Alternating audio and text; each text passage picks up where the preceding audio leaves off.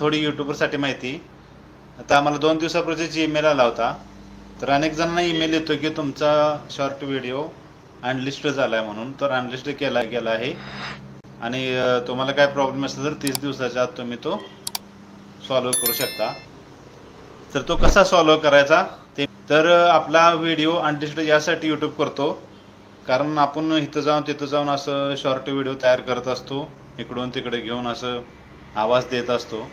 आणि तो यूट्यूबर जेव्हा त्याचा व्हिडिओ डिलीट करतो त्यावेळी आपला व्हिडिओ अनलिस्टेड होत असतो. त्यामुळे आपल्याला ईमेल येतो. तर सर्वांनी ईमेल बघायचा. ईमेलवरती जाऊन वरचेवर चेक करायचा तुमचा कुठला व्हिडिओ अनलिस्टेड झाला आहे काय. तर असा जर व्हिडिओ अनलिस्टेड झाला असेल तर त्यावर काय करायचं हेच आता मी थोडक्यात सांगतो तुम्हाला.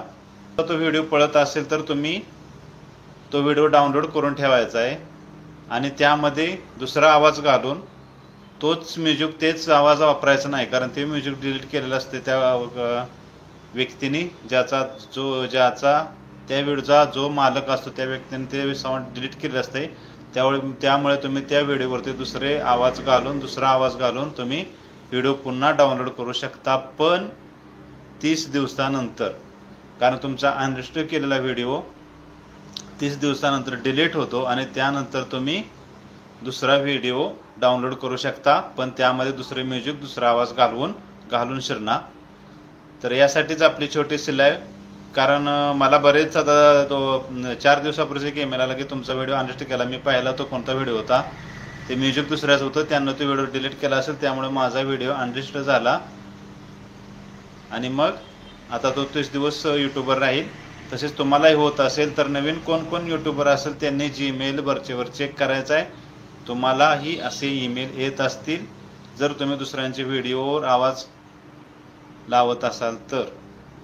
सहसा करून जास्त करून आपण तेच करतो. आता दुसऱ्यांच्या शॉर्ट व्हिडिओवर आपण आवाज म्हणजे म्युझिक वापरून करत आहे.